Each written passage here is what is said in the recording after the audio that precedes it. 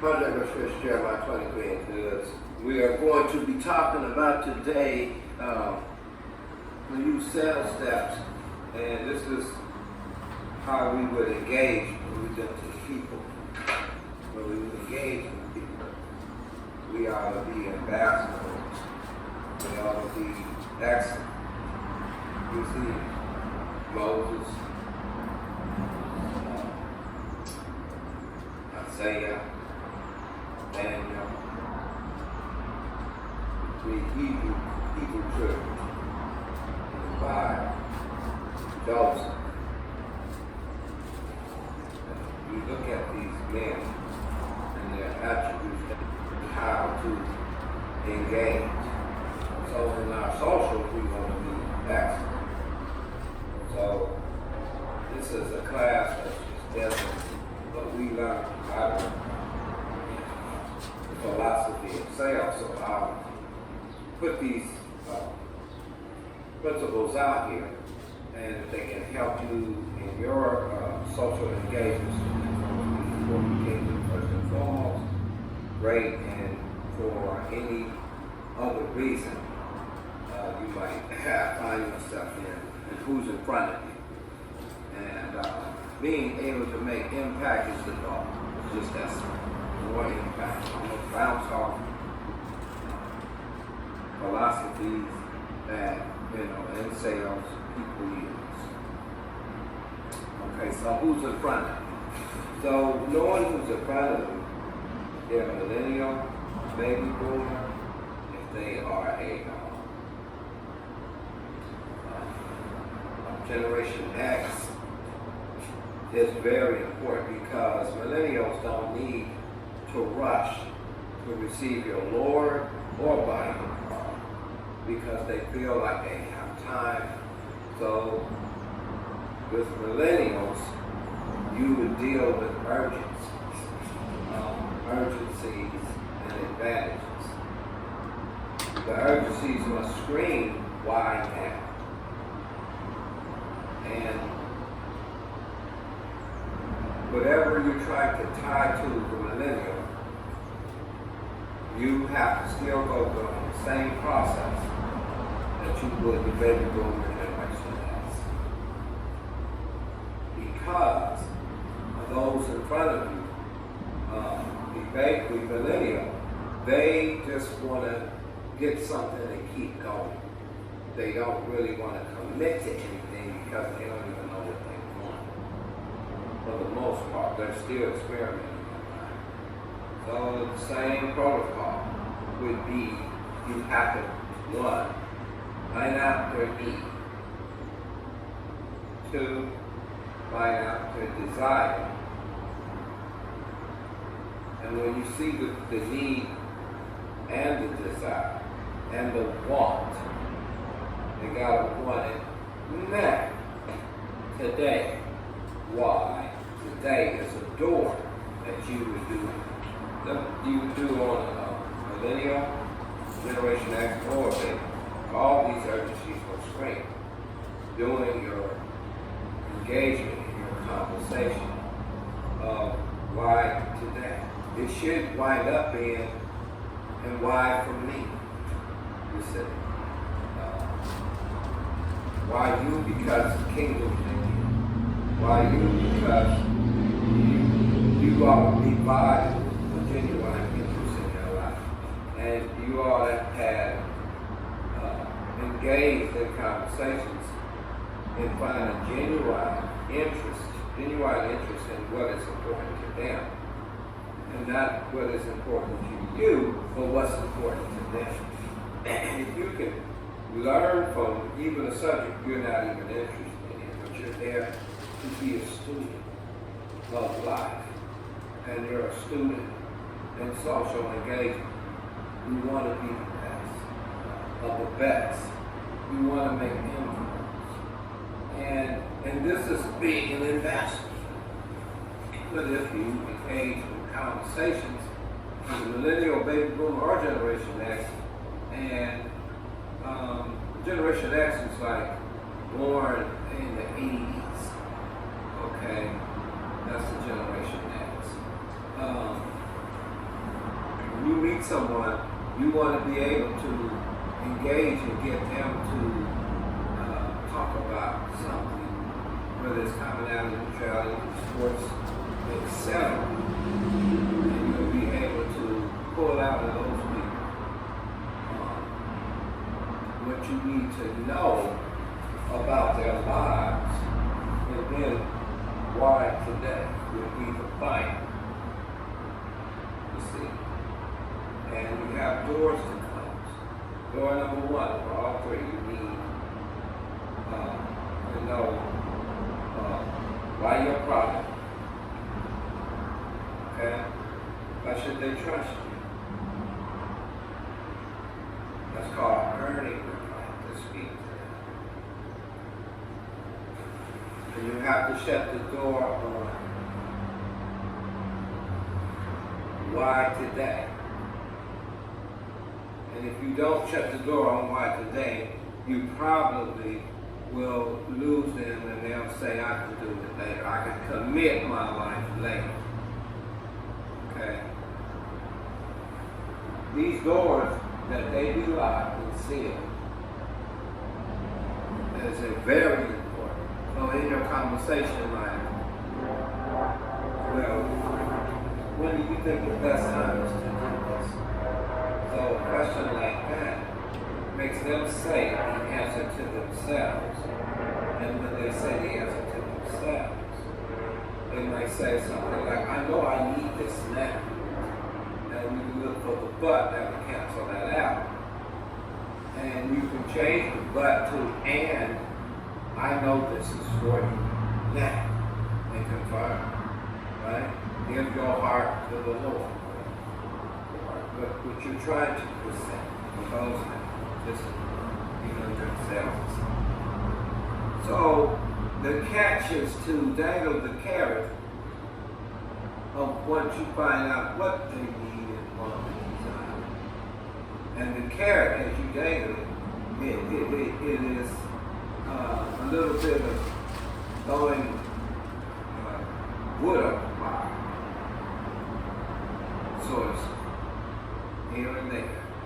Because as you engage in the conversation, you understand what they like, not what you like, what they like. And somehow you can look for an opening to tie them down with a question. Like, I experienced a miracle when I was of 12. And it was amazing. And they may go, or they may respond to that. Wow, what was that? And now you know that they're paying attention. And now, because you listen to them, you've earned the right to speak back to them. So you tell them. If it's on the other foot, they're telling you, ask them, tell me more. And ask questions like, why is that? How do you mean? Because then this level of questioning will cause them to want to tell you more and more descriptive words. And the ether drops at this point when they're talking about things that is satisfying to them. And if you can, in that conversation, say something like, wow, that's powerful. Giving. See, I see that all over you. Now you just spoken to them. Why? I took a divine principle that I intentionally used Dr. Sargent to use the weapon of praise, gratitude, and appreciation. Now, as first we're telling us how to pray, shut down. But as they talk about the thing that's interesting to them, their brain shifts to the mid-brain of the ether drops because it's satisfying. And they're telling you, as you ask them to tell you more, the more they tell, the more the story goes on, the more you third them to listen by asking questions like, why is that? Stuff like that. And then you repeat back something very important. And if you can find a genuine interest in what they said, they will feel your body that you have a genuine interest. When you information confirmation, that is, I start repeating back points that are important to them. For the believers, you make that be a divine principle if you can see it. Like, wow, that's perseverance. So, as you find what is important to them and they're talking, their analytical side, which is the neocortex side of their brain, is logic. The logic is this. Wow, this makes sense because you're listening to me. And the law of scarcity would say, I value this time with you because not too many people listen to me. Where their driver expresses personality type and other people aren't trying to win the soul over to the idea. So they're tolerating but never repeating. In fact, it was important to the person to let them know that you were listening. So the skill that would always, in expressing back to the person, such as the person said, well, did you go to, have you been to Hawaii? And the person says, yes, I've been there. And they start telling you about their experience. And as they talk to you about their experience, you, as you information confirmation back, wow, you've been to Honolulu. Wow, 7 days, that's amazing.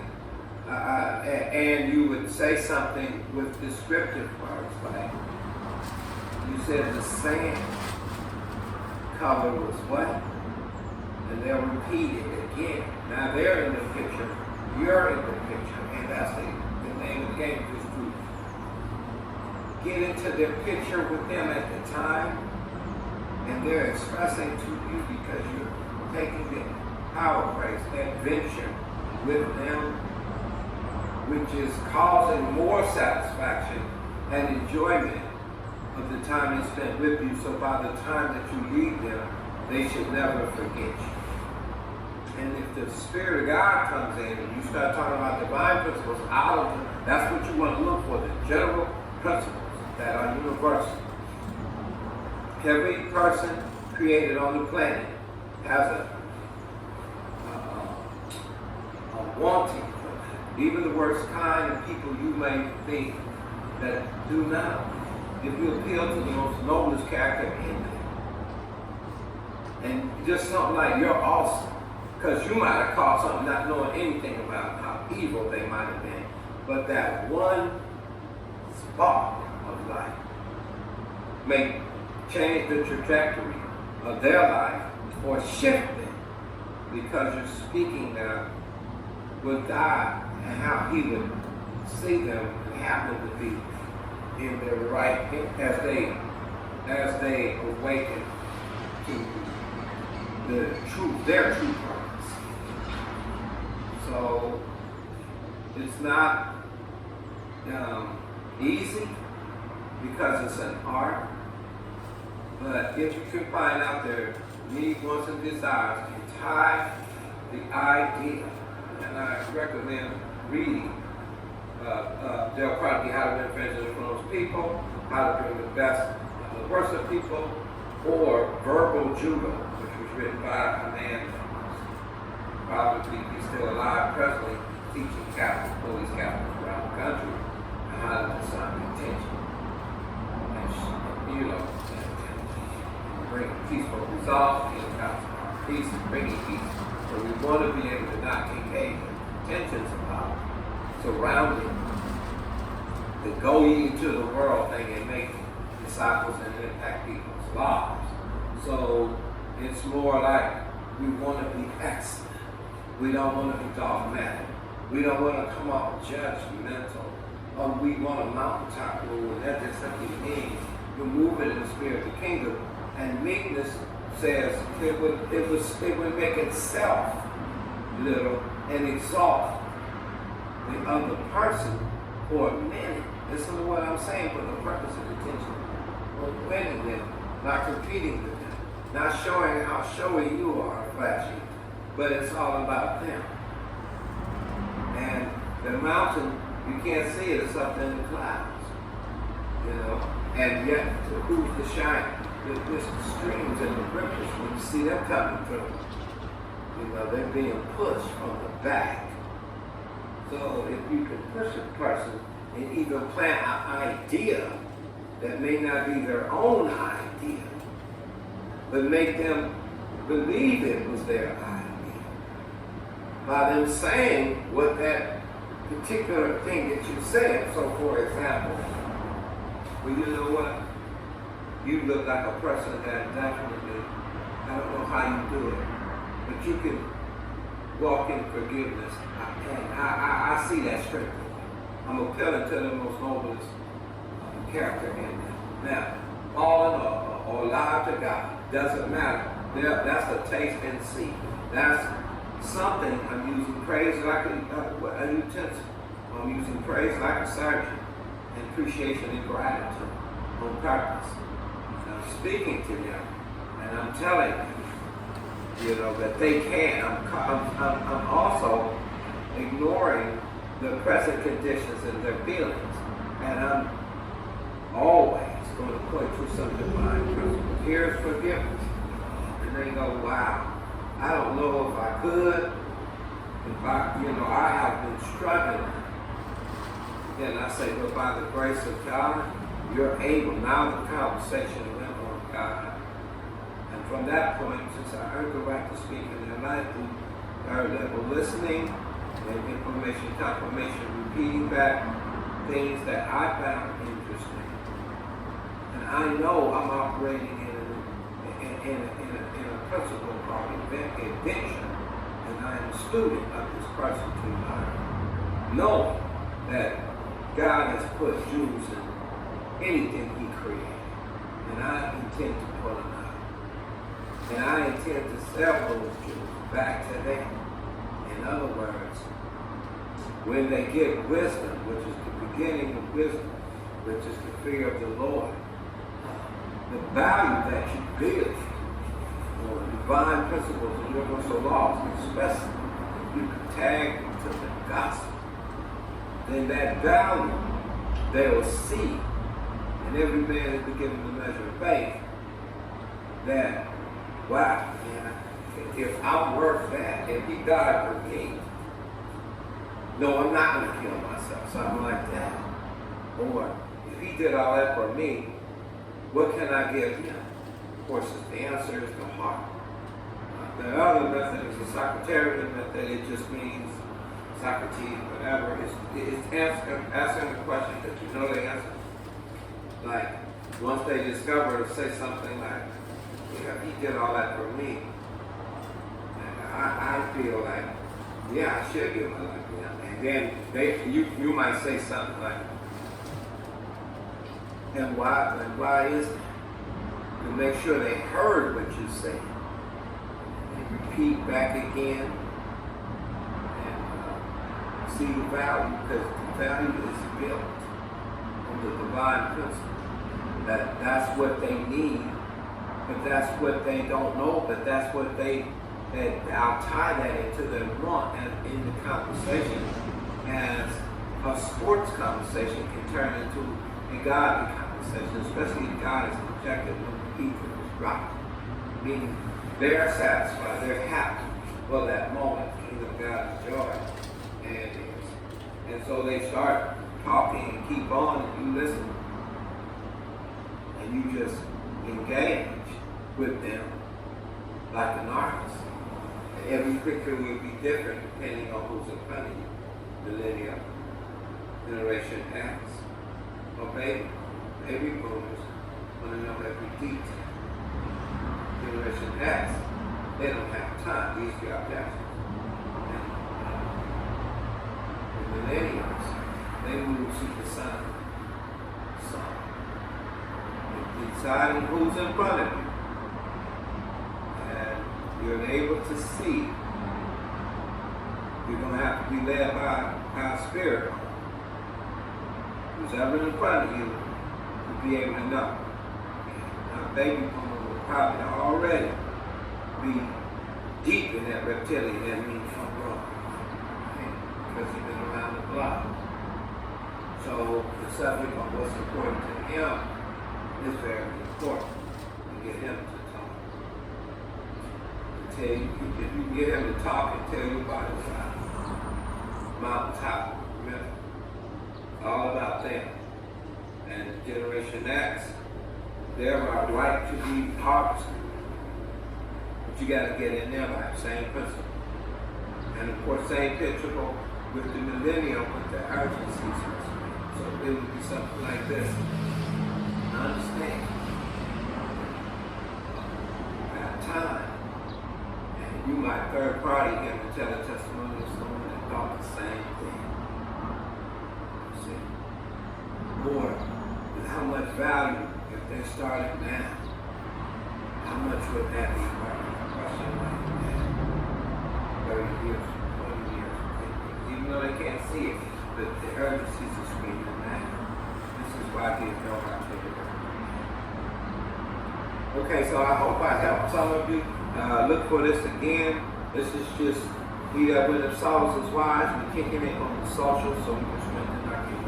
Jeremiah 23.